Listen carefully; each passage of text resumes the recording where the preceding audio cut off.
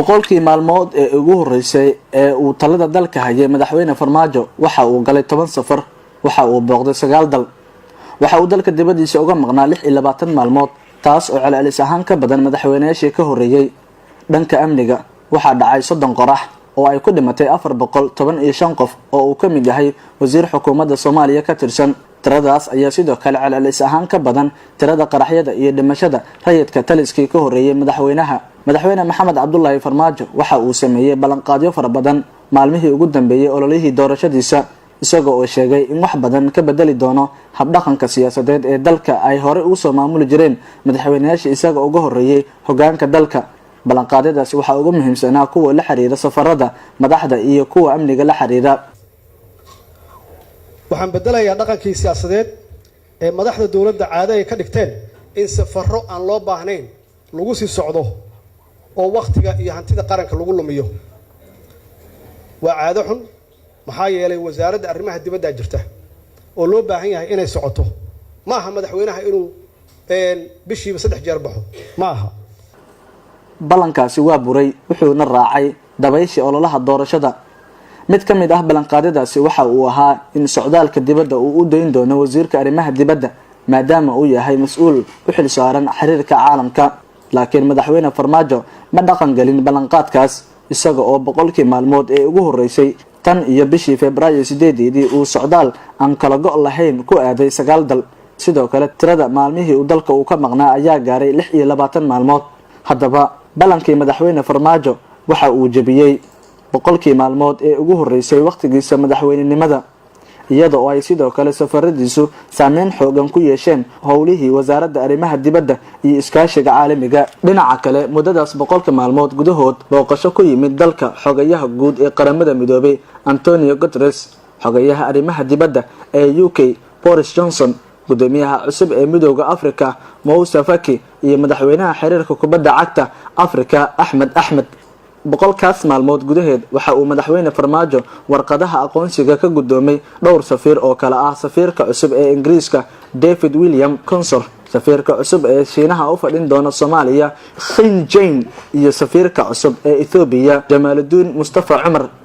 inkastoo uu wasiirka arrimaha dibadda Yusuf Garaad Umar sheegay in safaradaas aysan dawladda wax qarash ah uga bixin haddana goobjoog waxay heshay xog lagu kalsoonaan karo oo muujinaya in marka laga reebo labada safar ee Sacuudiga iyo Imaaraadka qarash aad u badan ay dawladda Soomaaliya ku bixisay safarada madaxweyne Farmaajo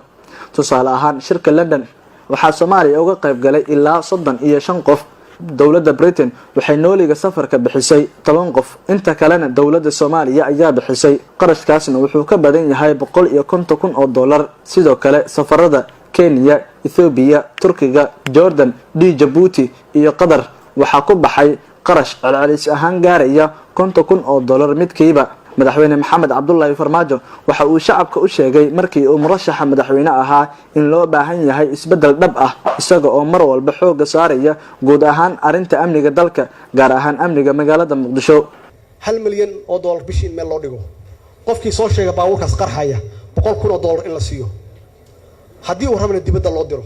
dawladahaasi lacagta ku bixiya inay nala galaan qofkii information fiican keena oo ummadda Soomaaliyeed badbaadiya in haddii uu rabo inuu dibadda aado si uu maalmo uga maqnaado oo aysan u dilin inaan u facilitate gareyno waxyaabaha ay qarxiyeen hadday yihiin hoteelo hadday yihiin guryo inaan dhisno annaga maxay annaga ka mas'uula annaga ilaalin weyn nabadgelyadii dadka ku dhinta inaan magdhow siino hooyooyinka iyo aabbayaasha ku dhinto ilmahooda agoonta ama rajooyin ku noqdaan in aan u wadno maxaan ku raahdaa dhaqaalihii ay waalidku ka heli jireen haddaba boqolka maalmood ee ugu horeysay ee uu xilka hayay madaxweyne Maxamed Cabdullaahi Farmaajo ayaa waxa dhacday dhacdooyin murugo leh sida qaraxyo dilal toos ah iyo dagaal beeleedyo isla boqolkaas maalmood gudahood mudane Farmaajo waxa uu isbedel ku sameeyay hay'adaha amniga isaga oo maalin qura shaqada ka eriyay dhammaan 4 taliye ee ciidamada amniga ugu sareysay isla markaana magacaabay kuwa kale dhaqankaas oo ay dad badan ku dhaliileen waxa inta dheera howlgallo la sameeyay qaraxyo la fashiliyay iyo 3 heshiis amni oo la galay sida heshiiska madasha heshiiskii amniga ee London iyo soo jeedinta qorshaha howleedka ee lagu xasilinayo magaalada Muqdisho muddada boqolkii maalmood ee lasoo dhaafay waxaa dadka Soomaaliyeed soo gaaray khasaare naf iyo maal leh. dadka la dilay waxaa ku jiray qaar toos loo toogtay, qaraxyo, dagaal beeleed, duqayn iyo qaabab kale. sida aan horay u sheegnay boqolkii maalmood ee madaxweyne Farmaajo ugu horeysay waxaa Soomaaliya lagu dilay 415 qof halka dhaawac uu soo gaaray 239 qof. madaxweyne Maxamed Cabdullaahi Farmaajo waxa uu sameeyay dadaalo xagga ammaanka ah sida isbedel lagu sameeyay hogaanka laamaha amniga iyaga oo sameeyay isku day hub aruurin iyo fashilin qaraxyo ah. waxaa intaasi dheeraa in uu madaxweyne Farmaajo ka qayb galay kulankii heshiiska amniga ee madasha dowlad goboleedyada dalka ee ka dhacay Muqdisho 16 Abriil. kulankaas oo uu shir gudoominayay madaxweynuhu kaas oo lagu sameeyay guddiga amniga qaranka uu gudoomiye u yahay madaxweyne Maxamed Cabdullaahi Farmaajo. heshiiskaas ayaa ugu dambeyntii lagu soo afjaray shirkii Soomaalida loogu qabtay magaalada London 11 bishii May, isaga oo noqday heshiiska amni oo cusub oo u dhaxeeya Soomaaliya iyo beesha caalamka. madaxweyne Maxamed Cabdullaahi Farmaajo waxa uu sheegay amaba uu ku dhawaaqay sida ay la tahay in badan oo siyaasiyiin ah 6 Abriil 2017 in dalka uu ku jiro xaalad dagaal. dadaalka hub aruurinta ayaa noqday mid muran iyo buuq badan keenay, iyada oo beelaha Muqdisho qaarkood ay u arkeen mid si gaar ah iyaga loo bartilmaameedsanayo, iyaga oo sheegay in hub aruurintu ay ahayd in ay noqoto mid dalka oo dhan ka dhacda. haddaba si guud marka loo qiimeeyo boqolkii maalmood ee ugu horeysay ee xukunka madaxweyne Farmaajo waa mid walaac ku abuuri kara dadkii Soomaaliyeed ee u guuxay doorashadiisa iyo baarlamaankii kalsoonida siiyay. Maxamuud Ali Xaaji, Goobjoog, Muqdisho.